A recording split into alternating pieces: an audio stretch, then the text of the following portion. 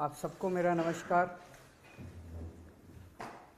कल supreme court में MCD mayor चुनाव के मामले में आम आदमी पार्टी की बहुत बड़ी जीत हुई, जनतंत्र की जीत हुई, दिल्ली की जनता की जीत हुई, देश की जनता की जीत हुई। जो गलत तरीके से एलजी साहब और बीजेपी वाले हारने के बावजूद भी जोर ज़बरदस्ती करके असंवैधानिक तरीके से, गैरकानूनी तरीके से बीजेपी का मेयर बनाने की कोशिश कर रहे थे, उस षड्यंत्र को एक तरह से नाकाम कर दिया सुप्रीम कोर्ट ने। अभी थोड़ी देर पहले मैंने एलजी साहब के पास प्रस्ताव भेजा है कि 22 फरवरी को मेयर के चुनाव कराए जाएं। मैं उम्मीद करता हूं कि अब जल्द ही चुनाव होंगे और जल्द ही दिल्ली को उनकी मर्ज़ी का, जो उन्होंने वोट डाले थे, जो मैंडेट दिया था, उसके हिसाब से मेयर मिलेगा। लेकिन आज जो मैं आपके सामने रखने जा रहा हूँ मुद्दा, वो सुन के आप लोग चौंक जाएंगे। कल सुप्रीम कोर्ट के अंदर जो केस हुआ,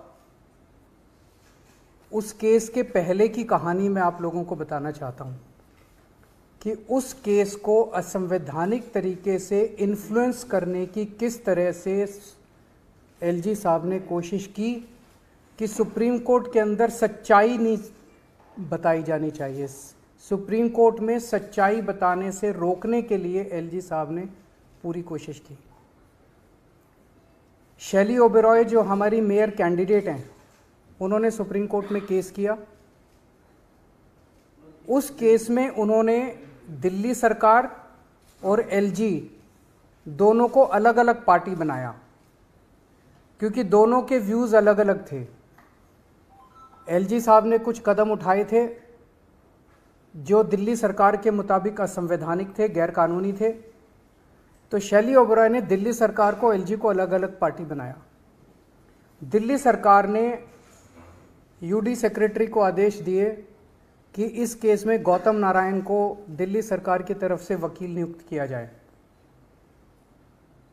दिल्ली सरकार की अपनी मर्जी है कि वो किसी को भी वकील बना सकती है। एलजी साहब ने 9 फरवरी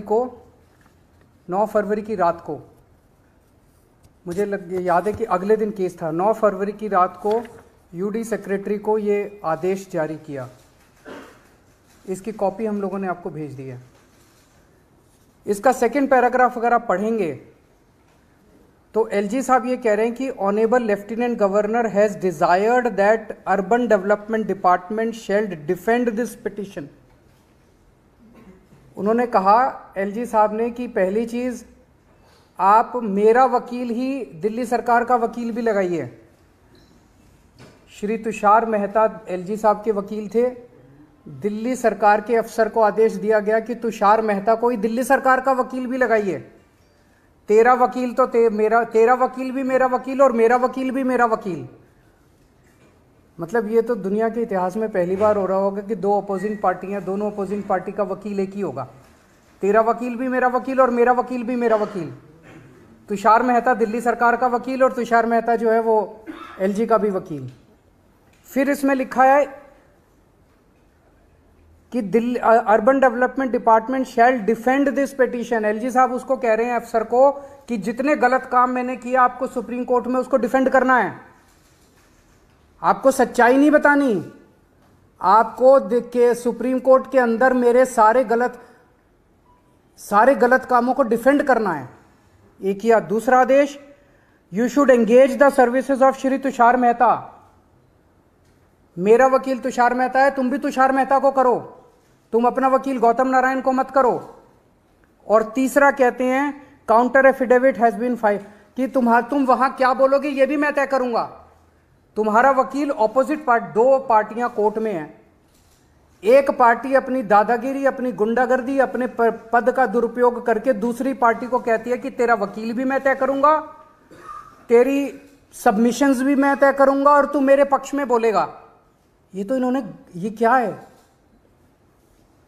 तो ये दो डायरेक्शन जब उस अफसर के पास गई, उस अफसर को दिल्ली सरकार के मनीष सिसोदिया जी ने डायरेक्शन दी कि आप गौतम नारायण को कीजिए, एलजी साहब ने डायरेक्शन दी कि आप तुषार मेहता को कीजिए। वो बेचारा अफसर आप सोच सकते हैं क्या करता। उसके पास कोई चारा नहीं था, उसने तुषार मेहता जी के पक्ष में अपना वकालतनामा दिया। दिल्ली सरकार के का वकालतनामा भी तुषार मेहता जी के पक्ष में दे दिया। क्यों दिया? उस अफसर के पास दो ऑर्डर थे। एक दिल्ली सरकार के मंत्री का ऑर्डर था जिसके अंडर में वो काम करता है, उसका एलजी से कोई लेना देना नहीं है उस अफसर का, और एक एलजी का ऑर्डर था। एलजी कह रहे हैं तुषार मेहता को वकील लगाओ, ये मंत्री जी कह रहे हैं, उसके अपने मंत्री जी कह रहे हैं कि गौतम, उसने तुषार मेहता के वकालत के पक्ष में वकालतनामा दे दिया। तो तुषार मेहता सुप्रीम कोर्ट के अंदर दोनों पार्टियों की तरफ से खड़े थे, दिल्ली सरकार की तरफ से भी खड़े थे और एलजी साहब की तरफ से भी खड़े थे।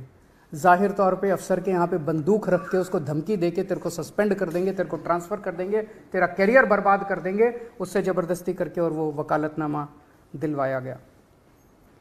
एलजी ने ऐसा क्यों किया? एलजी ने ऐसा इसलिए किया, एलजी साहब जानते थे कि उन्होंने जितने काम किए हैं वो गैर कानूनी है, असंवैधानिक है। अगर सुप्रीम कोर्ट के अंदर उनकी पोल खुल गई तो एलजी मुंह दिखाने के लायक नहीं बचेंगे। इसीलिए उन्होंने गुंडागर्दी करके, अपना पद का दुरुपयोग करके, उन्होंने दोनों पक्षों का वकील एक करवाया, दोनों पक्षों का काउंटर एफिडेविट एक करवाया। तो इससे साफ साफ जाहिर है कि सुप्रीम कोर्ट में सच को छुपाने के लिए एलजी साहब ने यह सारा षड्यंत्र रचा। जैसे हम फिल्मों में देखते हैं कि जो क्रिटिकल गवाह है उसको कोर्ट में पेश होने से रोकने के लिए कभी उसको किडनैप कर लिया जाता है, कभी उसके परिवार वालों को किडनैप कर लिया जाता है, कभी उसको हत्या कर दी जाती है जो क्रिटिकल विटनेस होता है। ये बहुत बड़ा गुनाह है, ये क्राइम है। एलजी साहब ने जो किया वो वही काम किया कि एक पार्टी के सच्चाई को सुप्रीम कोर्ट के सामने रखने से रोकने के लिए उन्होंने अपना ये सारा षड्यंत्र रचा। ये मैंने कई वकीलों से सुबह से बात की है। This amounts to LG's action amounts to interference in the administration of justice.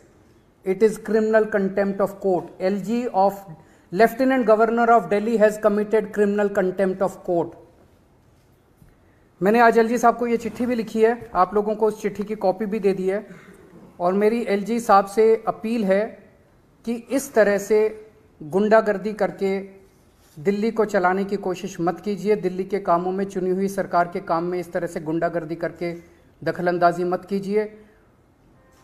वो एक बहुत बड़े संवैधानिक पद पे बैठे हैं, उनकी जिम्मेदारी है न्याय होना चाहिए। सुप्रीम कोर्ट के अंदर केस चल रहा है तो उनकी जिम्मेदारी है एक फादर फिगर की तरह की सारी पार्टियों का पक्ष सच्चाई के साथ रखा जाए, फिर जो भी कोर्ट निर्णय ले। लेकिन उन्होंने उसको करने से रोका। ये तो अच्छा हुआ, जो मुद्दे थे दिल्ली सरकार से सुप्रीम कोर्ट को कुछ पूछने की जरूरत नहीं पड़ी। सुप्रीम कोर्ट को 5 मिनट के अंदर मुद्दा समझ में आ गया। अगर सुप्रीम कोर्ट बाई चांस कल ये पूछता कि दिल्ली सरकार का वकील कौन है, दिल्ली सरकार हमें ये बताए, तो 2 लोग खड़े होते। एक तुषार मेहता खड़ा होता जिसके पास अफसर का वकालतनामा था, और एक गौतम नारायण खड़ा होता जिसके पास मनीष सिसोदिया का वकालतनामा था। ये क्या है? एलजी साहब कर क्या रहे हैं? अगर आपके कोई प्रश्न है तो आप। तो कोर्ट में आपकी तरफ से वकील आम आदमी पार्टी की तरफ से वकील थे, वो था शैली ओबरॉय। शैली ओबरॉय ने 2 लोगों को पार्टी बनाई, एक दिल्ली सरकार को और एक एलजी को। उन्हीं मुद्दों पे एलजी के अलग वो थे, दिल्ली सरकार के अलग थे, तो 2 अलग वकील होने चाहिए थे। तो मान लीजिए कोर्ट एक मुद्दे पे पूछता, दिल्ली सरकार आपको क्या कहना है, एलजी साहब आपको क्या कहना है। कोर्ट को पूछने की जरूरत नहीं पड़ी। कल आपने देखा कि 5 मिनट के अंदर जज साहब को पूरा मुद्दा समझ आ गया, उसके बाद उन्होंने ऑर्डर कर दिया।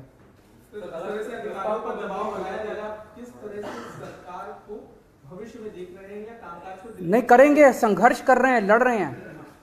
अंत में सच्चाई की जीत होगी, अंत में जनतंत्र की जीत होगी, संविधान की जीत होगी। संविधान को कुचल रहे हैं एलजी साहब, एक बार नहीं कई मौकों पे कह चुके हैं, मैं संविधान को नहीं मानता, मैं सुप्रीम कोर्ट के आदेशों को नहीं मानता। ऐसे एलजी के साथ कैसे दिल्ली चल सकती है, कैसे देश चल सकता है? सर बहुमत आप लोग के पास है, अगर 22 तारीख को मेयर का चुनाव होता है तो आप लोग निश्चित है कि इस बार आम आदमी पार्टी का मेयर दिल्ली को मिल जाएगा? बिल्कुल मिलना चाहिए। जब हमारे पास नंबर्स हैं, आप सब लोग जानते हैं कि हमारे पास नंबर्स हैं, और नंबर्स भी 1-2 नहीं, लगभग 30-40 से भी ज़्यादा हमारी मेजॉरिटी है, उनसे ज़्यादा है। मैंने उनसे यही कहा है कि आपके जैसे आप संवैधानिक पद पे बैठे हैं, इस तरह की हरकतें करना आपको शोभा नहीं देता है। सर कल एक्साइज मैटर के ऊपर सीबीआई की दोबारा से इंटरोगेशन है मनीष की, क्या लगता है कि अब क्या इंटेंट रखता है पहली चीज़ तो शराब घोटाला नाम की कोई चीज़ नहीं है, कोई घोटाला नहीं हुआ। सबसे अच्छी पॉलिसी देश में, सबसे पारदर्शी पॉलिसी हम लोगों ने बनाई। यही पॉलिसी जब पंजाब में लागू की गई तो पंजाब में 48% रेवेन्यू बढ़ा, सेम टू सेम पॉलिसी। तो दिल्ली के अंदर इन लोगों ने जानबूझ के पॉलिटिकल वेंडेटा के तौर पे, राजनीतिक षड्यंत्र के तौर पे इन्होंने ये सारा केस रचा है। मनीष जी कल जाएंगे, हम पूरा कोऑपरेट करेंगे और अंत में सच की जीत होगी। Thank you. ये तो वही बताएंगे, मैं कैसे बता सकता हूँ।